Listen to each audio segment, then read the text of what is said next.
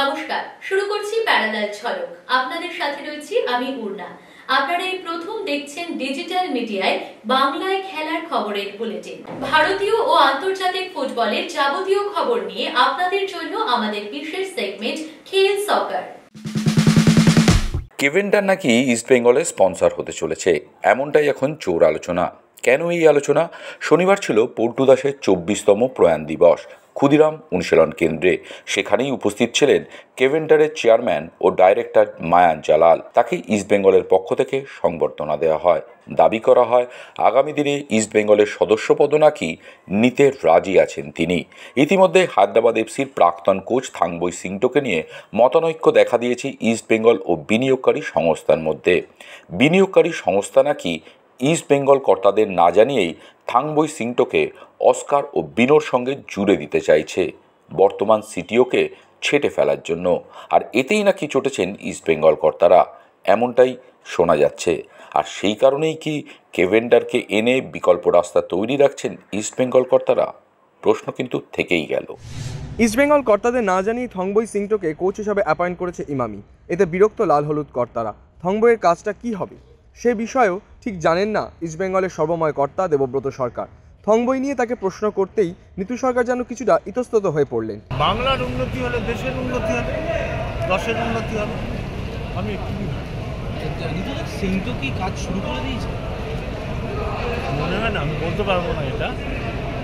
এটা ওরা বলতে পারবে হয়তো। আমি এত বিজি ছিলাম আমি এইসব নিয়ে, মনে হয় না কাজ হয়তো করতেও পারে, নিশ্চয়ই হবে, নাহলে কেন আনবে। স্কাউটিং তো কাউকে না কাউকে করতে হবে, করবে হয়তো। ও তো technical person, it's good for us. Paltu দাসের 24তম প্রয়াণ দিবস উপলক্ষে দীপক জ্যোতি সম্মান। প্রতিবারের মতো এবারও সেই অনুষ্ঠানে চাঁদের হাট।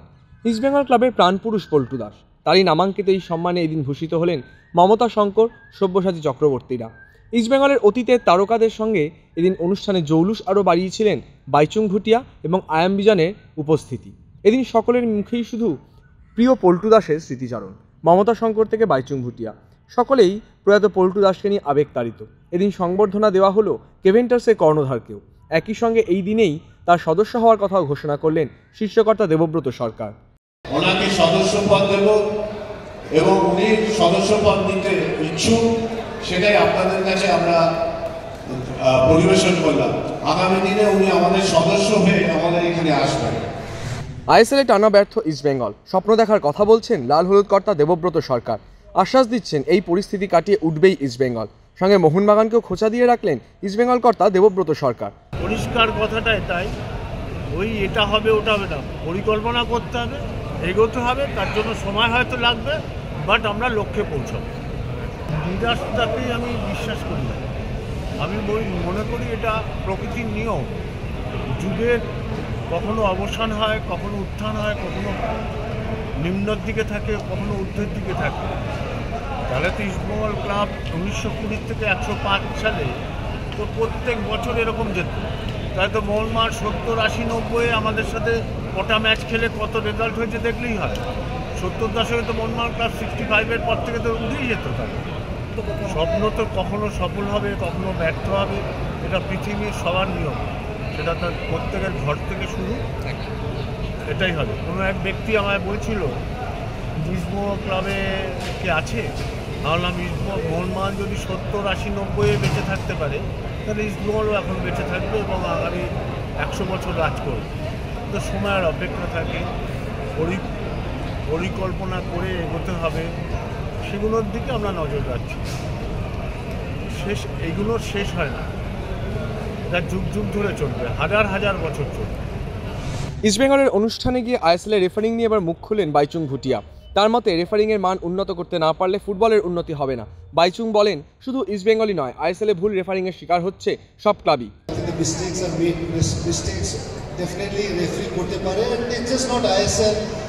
আপনি ওয়ার্ল্ড কাপ দেখুন, প্রিমিয়ার লিগের দেখতে পারবেন। I think there are mistakes referees does it, and in fact এখন I think we've got a best technology, VAR. Even VAR, there is a huge controversy, a lot of wrong decisions are given even in VAR.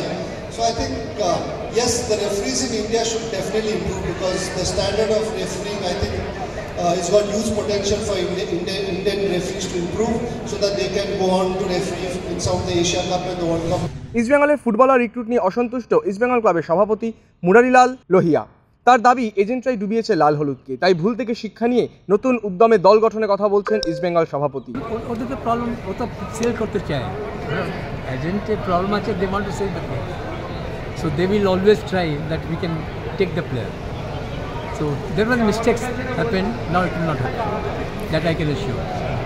Injury list are very high, 8 players are on injury list, তাহলে কী করে club দাঁড়াবে? Then you will see this problem will not be there, এটা আমি ensure করছি। অনেক আছে লিস্টে, ওটা এখন বলা যাবে না। ওকে, কলকাতা ক্রিকেট জ্বরে ভুগছে, অন্যদিকে ছুটির মেজাজে মোহনবাগান। শিল্ড জয়ের পর ছুটি কাটিয়ে ফিরেছিলেন মোহনবাগান ফুটবলাররা। 4 দিন অনুশীলনের পর ফের শনিবার ছুটি দেওয়া হয়েছে বাগান ফুটবলারদের। পরের অনুশীলন থেকে রিহ্যাব শুরু করে দেবেন মনবীর সিং। তার স্ক্যান রিপোর্টে গুরুতর কিছু না পাওয়া যাওয়ায় স্বস্তিতে মোহনবাগান শিবির। ভারতীয় ফুটবলের লেফট ব্যাকের জায়গাটায় এখন অপরিহার্য মোহনবাগান অধিনায়ক শুভাশিস বোস। আইএসএলের মঞ্চে ডিফেন্স সামলে বাগানকে নেতৃত্ব দিয়ে গোল করেও জয় এনে দিয়েছেন। তাই তো মোহনবাগান জনতার ভরসা এখন Shubhashis.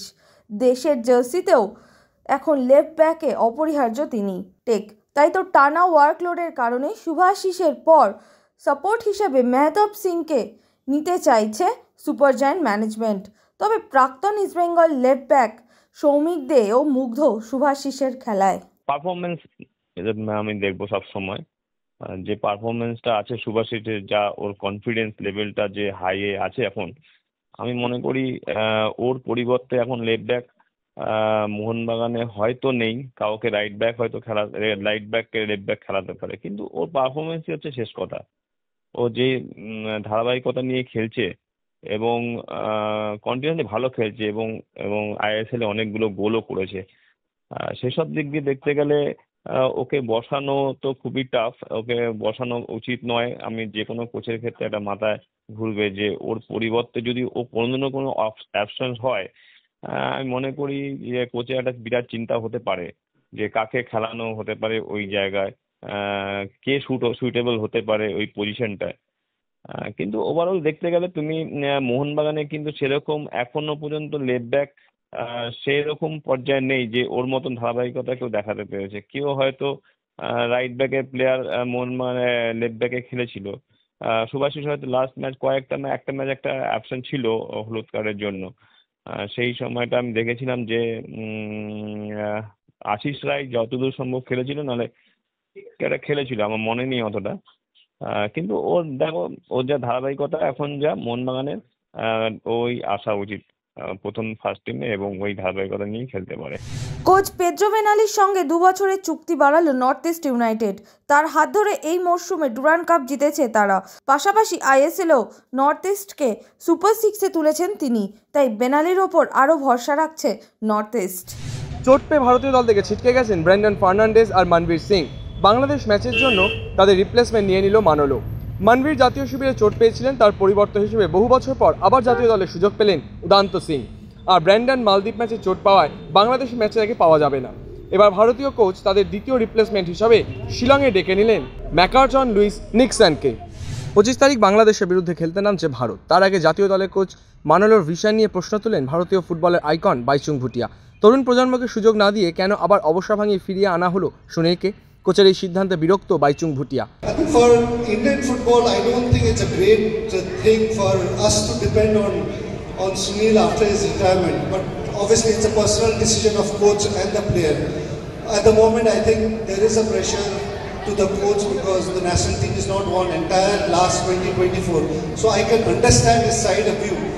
But if you look at it, I don't think it's a good sign for us as Indian football to really rely, because you playing Asia Cup qualifiers. Now this qualifiers is not a 1-week tournament, it's a 1-year tournament. Last 2 matches are going to be played in 2025, and the next match, first match against Bangladesh is I think on 25th. After that we've got July and October. So is Sunil going to play the entire qualifiers, Asian qualifiers? I don't know. Because what has happened was, unfortunately, even before his retirement, retire করার আগে I think he retired in Kolkata ওইটা world cup qualifier ছিল and he did not complete world cup qualifier last ম্যাচে কাতার সাথে সব থেকে important ম্যাচটা ছিল সেই ম্যাচটা ড্র জিতলে I think India could have gone to second round and which we could have রেফারির biggest decision mistake er jonno India did not win that match. We lost 2-1. So oita match, if Sunil was there, maybe he could have retired after Qatar. I think that was one side which I felt he should have, at least as a captain and being a great footballer for India, should have completed the World Cup qualifiers and played Qatar match, which was a very crucial match. So again in this time, whether he's going to complete Asian qualifiers with his age, I don't know. But it's a great thing that Sunil has come back, at least he's come to give service for Indian team. And nobody can doubt the kind of contribution he's done to Indian football. Onek contribute kore diyeche. But at the moment, I don't blame Sunil, but I think the coach should have taken gamble because you're playing against 3 qualifiers, that's Bangladesh, Singapore and Hong Kong. In fact, Singapore kalke home match and Nepal sathe here geche. So it's not a very difficult group in terms of qualifiers. So I think these are the matches where few great, good young strikers could get an opportunity like Liston Kolas, who has been performing well. So there are other few players I felt could have taken a gamble. So that's the only negative side of I think Coach Manalo Marcus taking, really depending on Sunil to take him to qualify. So that's the only side. ভারতীয় দলে ফের অবসর ভেঙে ফিরে আসতে হয়েছে সুনীল ছেত্রীকে। কোচের অনুরোধেই এমনটা হয়েছে, আর তাতেই দ্বিধাবিভক্ত ভারতীয় ফুটবল মহল। বাইচুং যখন সুনীলকে ফেরানোর সিদ্ধান্ত নিয়ে প্রশ্ন তুলছেন, সেই সময় বিজয়নের মুখে অন্য কথা।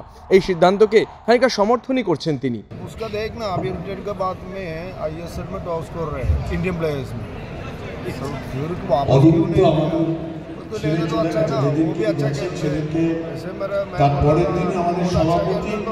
कोच को बहुत उसके बारे में तो बहुत विश्वास है।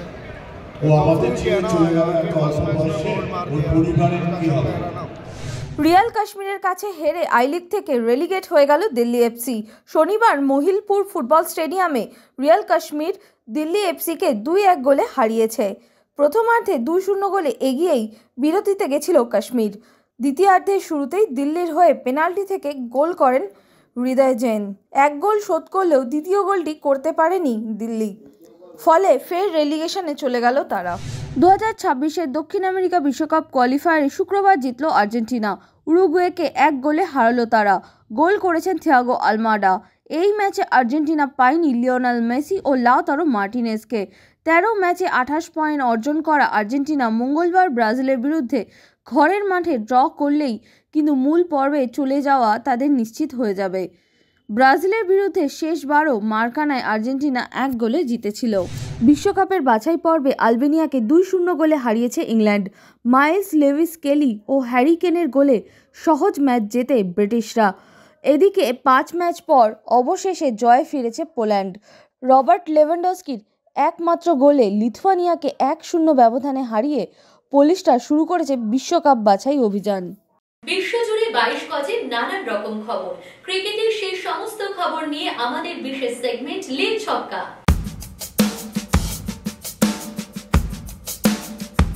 নমস্কার, প্যারালাল স্পোর্টসে আপনাদের সবাইকে স্বাগত। আমি সৌভিক। আপনারা দেখতেই পাচ্ছেন যে প্রথম ম্যাচ ইডেনে, আইপিএল এর উদ্বোধনী ম্যাচ কলকাতা নাইট রাইডার্স বনাম রয়্যাল চ্যালেঞ্জার্স বেঙ্গালুরু। কীভাবে উপচে পড়েছে ভিড়, উত্তেজনা পারদ এখন থেকেই চড়তে শুরু করেছে। দেখা যাক সমর্থকরা কি বলছে, আমরা শুনে নেব এবার। কিং কোহলি,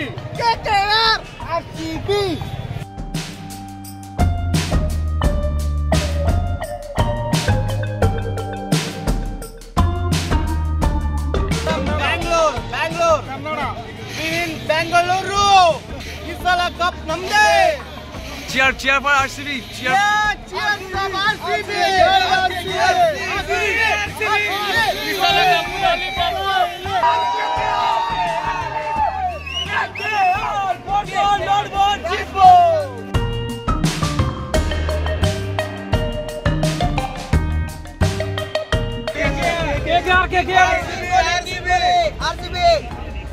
জিতবে। আমরা কেকেআর সাপোর্ট করতে এসেছি, তবে আমরা ওভার কনফিডেন্স নই। আমরা সবসময় কেকেআর ফ্যানরা সাপোর্ট করি।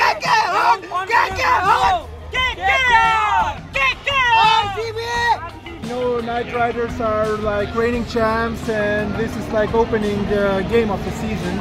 So it will be great, I guess. So which team you are going to support today? Kolkata, of course. KKR বনাম আরসিবি ম্যাচের টিকিট ব্ল্যাকের অভিযোগে গ্রেফতার করা হয়েছে 3 জনকে। অভিযোগ, কম দামের টিকিট অনেক বেশি দামে বিক্রি করছিলেন তারা। একসঙ্গে অনেক টিকিট নিজেদের কাছে জড়ো করেছেন অভিযুক্তরা। তারপরেই সেই টিকিট ইচ্ছে মতো দামে বিক্রি করা হচ্ছে।